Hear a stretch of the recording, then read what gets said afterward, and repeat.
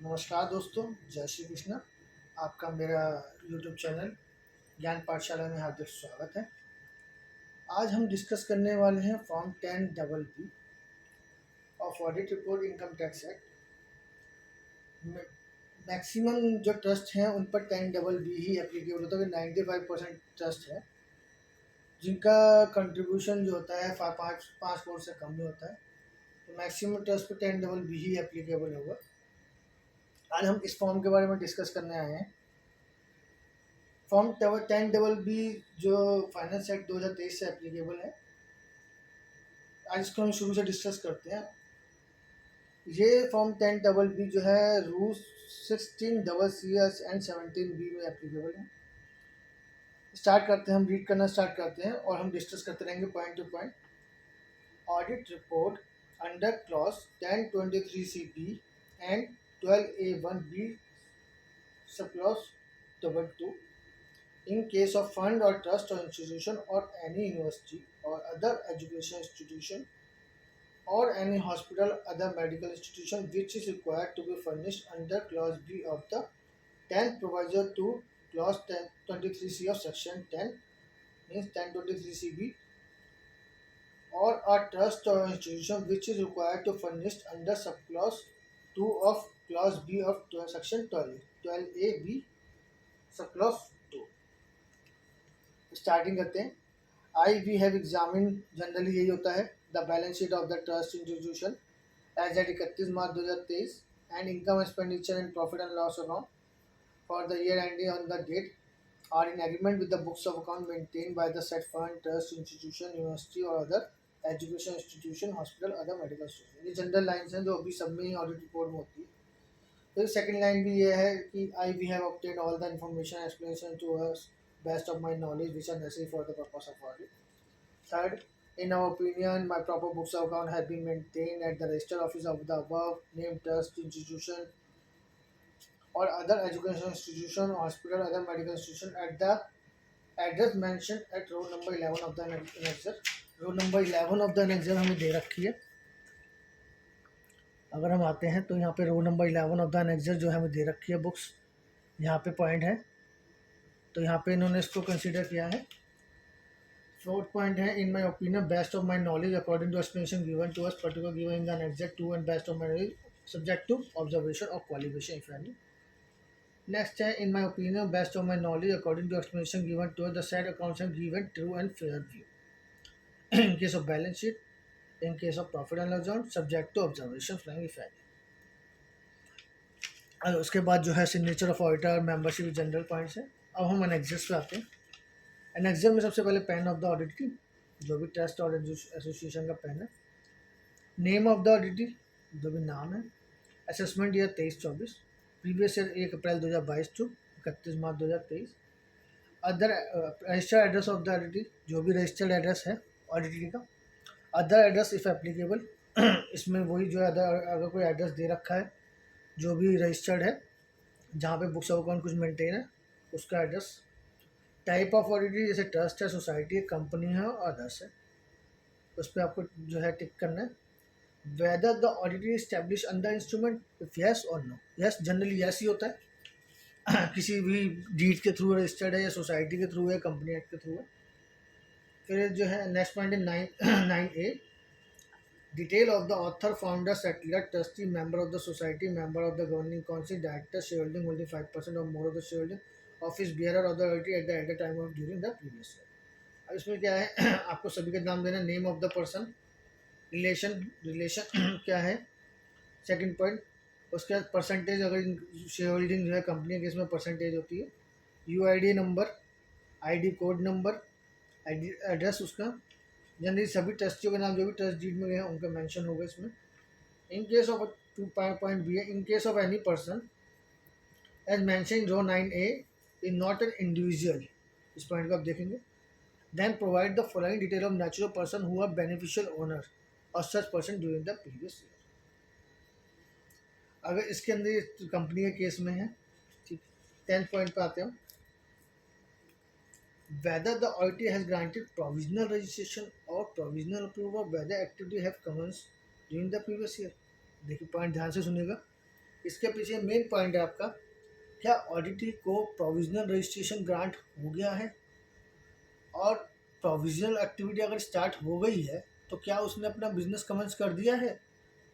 पहले provisional registration के बारे में आपको बताना है, और उसने कहा अगर प्रोविजनल उसने रजिस्ट्रेशन आने के बाद उसने अगर डिटेल अपनी कमेंसमेंट ऑफ बिजनेस कर दिया है तो उसकी डेट आएगी। सेकंड पॉइंट में the answer is yes whether application for registration under 12A1AC or approval under clause 3rd of the first proviso clause 23C of section 10 has been filed, final registration of clause है, क्या उसने apply कर दिया है, यदि yes date of application और registration of approval. अब इसके पीछे लॉजिक क्या है उनका देने का, कि अगर आपने प्रोविजनल रजिस्ट्रेशन करवा अप्लाई कर दिया और ट्रस्ट की एक्टिविटी स्टार्ट हो गई है तो उसको टाइम से अप्लाई फाइनल रजिस्ट्रेशन के लिए कर ले, और फाइनल रजिस्ट्रेशन अप्लाई कर दिया तो उसको फाइनल रजिस्ट्रेशन की डेट दे दे। जिस इससे उनका क्या है लॉजिक, कि अगर उन्हें कोई भी नोटिस इशू करना है या उन्होंने टाइम से अपना रजिस्ट्रेशन अप्लाई नहीं किया है तो उनके लिए बेस बन सकता है। और ये ऑडिट रिपोर्ट का नेक्स्ट इतना चेंज हो गया है, ये ऑडिटर के ऊपर इन्होंने पूरी रिस्पॉन्सिबिलिटी डाल दी है कि इससे ये एक एक पॉइंट को वो डिटेल में चेक करे और रिपोर्ट करे। तो 11th point है whether the books of accounts and other documents have been kept and maintained in the form and manner at such place as prescribed in the rule 17AA by the auditor। अब इन्होंने ये कहा है कि क्या books of accounts maintain किए गए हैं और मेंटेन कहाँ किए गए हैं, और रजिस्टर ऑफिस में किए गए हैं तो रजिस्टर ऑफिस की डिटेल आएगी। रजिस्टर ऑफिस की डिटेल ऊपर हम दे रहे हैं, आंसर यस, और यदि यस तो books of maintain registered office, answer yes. If no provide the following detail regarding any place other than the register where the books of account are maintain. अगर आपने register office पे place पे नहीं कर रहे हैं, other place पे कर रहे हैं तो उसकी डिटेल आएगी। Address of such place, date of decision by the management और date of intimation by the assessing of to the assessing of that accounts are kept such other place under provision to sub rule 3 of section 17AA। ये आएगा। हमारा point number 12 पे आते हैं, whether auditor has filed form number 10BD of the previous year. 10BD donation जो हमने पूरे during the previous year उसे 31 मई तक फाइल करना होता है। इस साल जो उन्होंने डेट बढ़ा के एक्सटेंड करके 30 जून कर दी थी, क्या एसएससी ने वो फाइल किया है। If no then skip to serial number 40, otherwise point number 13 sum total donation reported in form number 10BD, donation not reported in 10BD। फिर टोटल वॉलंटरी कंट्रीब्यूशन आ जाएगा आपका 13 + 14 का, मतलब जो भी कंट्रीब्यूशन उन्होंने रिपोर्ट किया है प्लस जो नहीं किया है। Total voluntary contribution received by the auditor during the previous year आ जाएगा आपका। फिर 16 पॉइंट पर total foreign contribution out of total voluntary contribution stating 15। वैसे जनरली फॉरेन कंट्रीब्यूशन जो है आपका इस फॉर्म पे एप्लीकेबल नहीं होता, बट इन्होंने दे रखा है तो इसमें जो है मेंशन करना होगा। वैसे जनरली 10BB एप्लीकेबल नहीं होता, 10B एप्लीकेबल होता है फॉरेन कंट्रीब्यूशन अगर आप रिसीव करते हो तो। Voluntary contribution forming part of corpus, अगर आपको वॉलंटरी कंट्रीब्यूशन कॉर्पस का पार्ट है तो वो पॉइंट आ जाएगा। यहाँ पे जो भी अनोनिमस डोनेशन है, अनोनिमस डोनेशन वो है जिसके रिगार्डिंग हमारे पास ना तो कोई डॉक्यूमेंट्स है, और anonymous donation charity religious trust के केस में जनरली होती है, उस पर 30% का टैक्स लग जाएगा। ये इन्होंने पॉइंट नंबर 18 पे कह दिया। 19 application outside India for which approval as per proviso to clause 11(1)(c) has been obtained। जो भी अमाउंट एप्लीकेशन करिए आउटसाइड इंडिया वो यहाँ पे मेंशन करना है। Volume condition required to be applied by auditor during the previous year,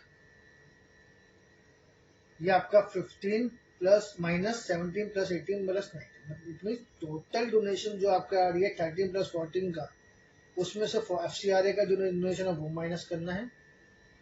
फिर आपका जो है कॉर्पस वाला और अनोनिमस डोनेशन वाला और जो एप्लीकेशन आउटसाइड इंडिया वो माइनस करने के बाद जो है आपकी clear I required to be applied by the auditor during the previous. अब 21 में income other than voluntary contribution derived from the property held under the trust referred to the section. Any property other than voluntary contribution received by the trustee during the previous year means any income other than donation like interest income dividend income, capital gain income, और income of fund और institution of trust and other contribution produce second of. Point number 22, income required to be applied in India by the point number 23 पे हम discuss कर रहे हैं application of income excluding application not eligible reported under serial number 27। Serial number 27 में जो आपने वो दे रखा है उसको डिस्कस करते हैं हम। सीरियल नंबर 27 में वो दे रखा है ड्यूरिंग द प्रीवियस ईयर की ट्रांजेक्शन है। तो इसमें पहला पॉइंट जैसे है total amount application of income, total amount applied for charitable और religious purpose in India during the previous year. Second point, amount which was not actually paid during the previous year. Total amount जो भी pay कर रखा है वो उस total amount during the year जो भी हमने एक्रू करा है वो फर्स्ट पॉइंट है। उसमें जो हमने पे नहीं करा है वो सेकंड पॉइंट है।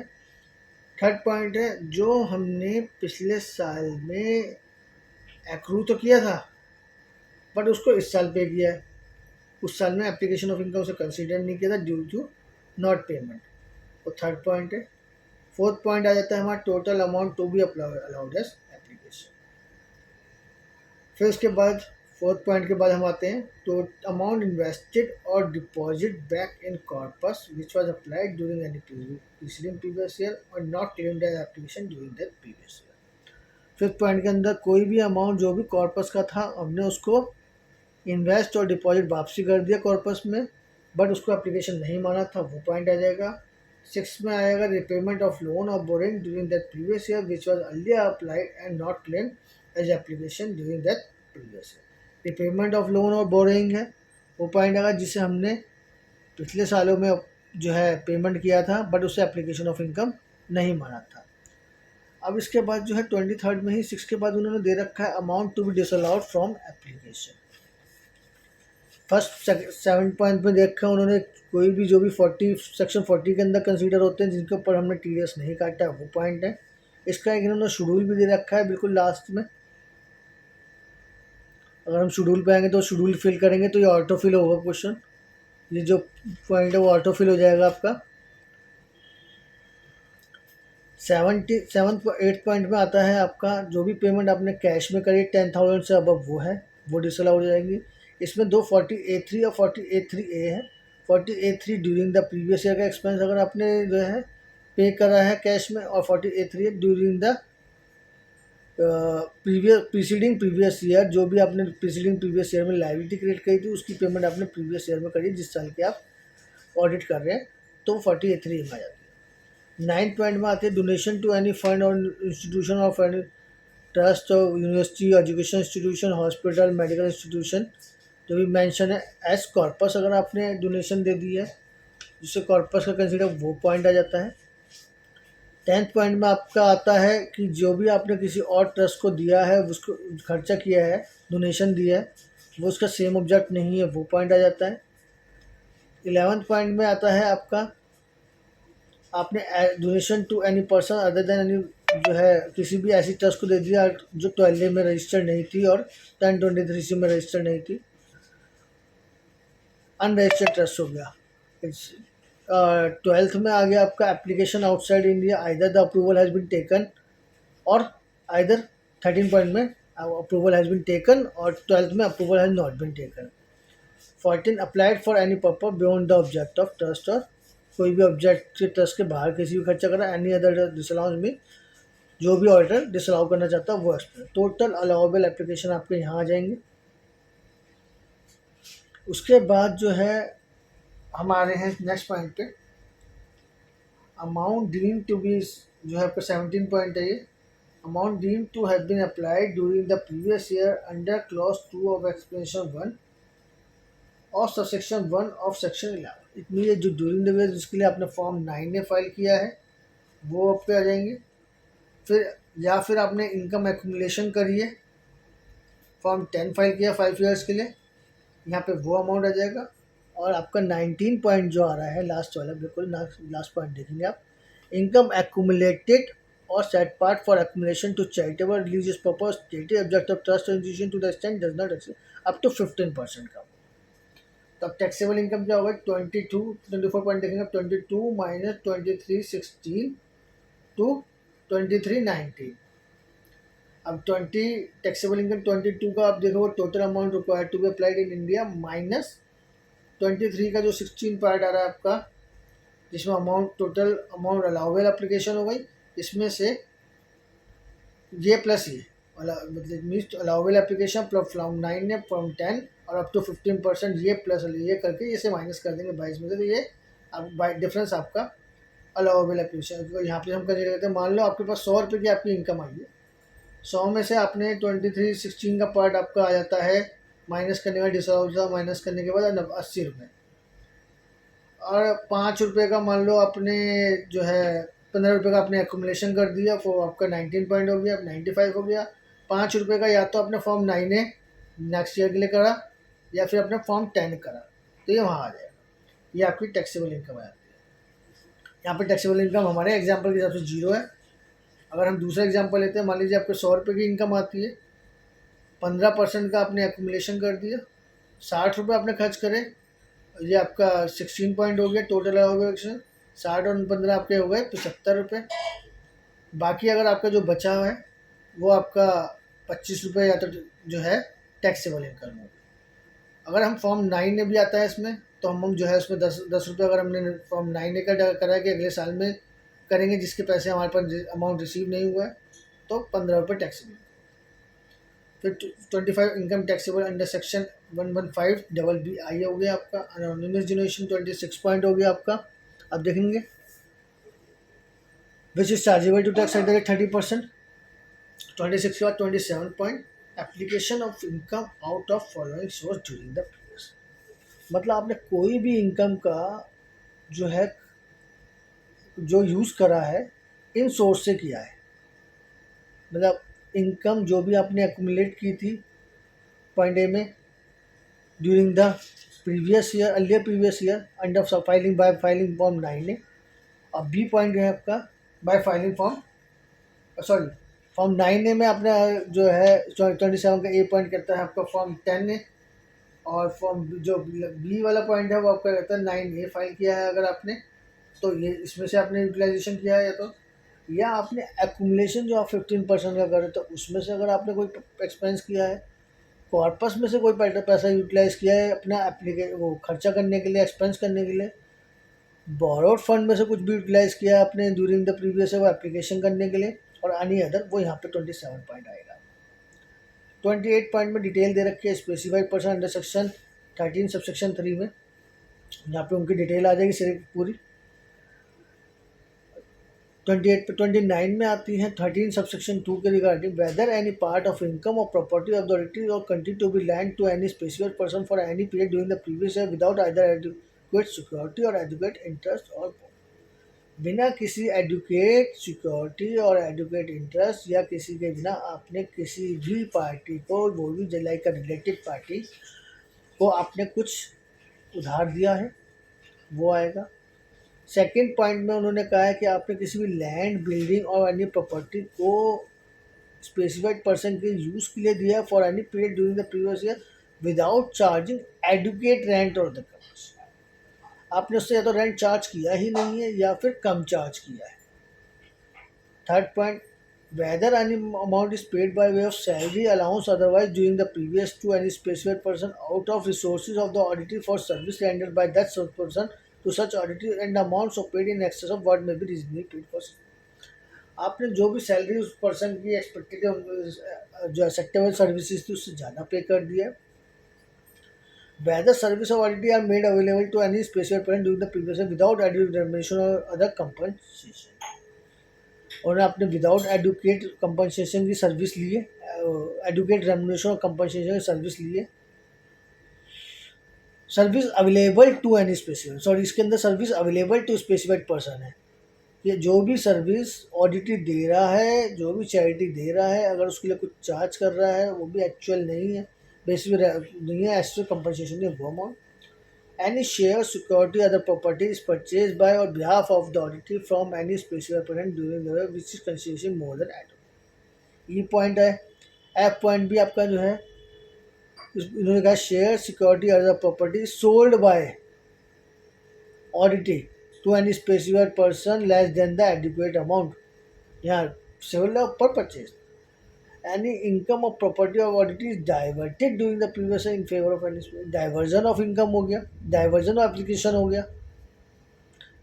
Last point है whether the auditor has not complied with the requirement of any other law for the time being in force or under another direction or decree by whatever occurred, holding that such non-compliance has occurred has either not been disputed or has attained fine.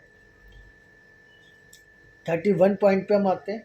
Whether there is any claim of depreciation or otherwise has been made in term of explanation 1 to clause section 10 subsection 23C or subsection 6 of 11 in respect of any assets acquisition of which has been claimed as an application of income and the amount of या depreciation का amount आएगा आपका, जो भी अगर आपने उसको depreciation को as a application of income दिखाया है तो वो आएगा. इसमें भी ये है कि अगर आपने फिक्स एसेट्स को पूरा एप्लीकेशन ऑफ इनकम दिखाया था, जब आपने फिक्स एसेट्स की थी तो आपको डेप्रिसिएशन का अमाउंट एज ए एप्लीकेशन नहीं मिलता. अगर आपने फिक्स एसेट्स को अपना एप्लीकेशन ऑफ इनकम नहीं दिखाया था जब उसको परचेज करता तो आपको डेप्रिसिएशन अलाउ है. अब आपका 32 point whether the identity is required to deduct और collect tax as per provision of chapter 17B और चैप्टर 17BB. ये TDS TCS के प्रोविजन है, वो एप्लीकेबल है या नहीं है. जनरली एप्लीकेबल होते हैं, अगर जो है वो यहाँ पे मेंशन करना है आपको. फिर ये शेड्यूल्स आ गए अब 10B में, जैसे शेड्यूल TDS का शेड्यूल जो हमने बताया था, payment of on which TDS has not deducted. P point है payment has been deducted but has not been paid on और before due date of filing और return of income under section 139. फिर 48(3) का वही आ गया आपका, जो 10,000 से आपका पेमेंट कैश में कर दिया है. 14(a)(3) है वो जो है during the preceding previous year का है पेमेंट, लाइबिलिटी क्रिएट थी उसकी पेमेंट आपने कर दी है. शेड्यूल TDS TCS की रिगार्डिंग डिटेल जैसे हम 44AB में करते हैं सेम वैसी प्रोविजन है. शेड्यूल स्टेटमेंट ऑफ अगर रिटर्न फाइल करते हैं TDS TCS की उसकी डिटेल सेम 44AB की है, TCS की प्रोविजन है. इस तरह से इन्होंने दिया है. लास्ट में इन्होंने नोट्स टू फॉर्म 10BB दे दिए हैं, स्पेसिफाइड पर्सन बता दिया है और आपको ये बता दिया कि आपके जो अगर डिटेल है ट्रस्टीज़ की वो कोड है, author founder settler trustee member सबके अलग अलग कोड दे रखे हैं, आप देख सकते हैं इसमें.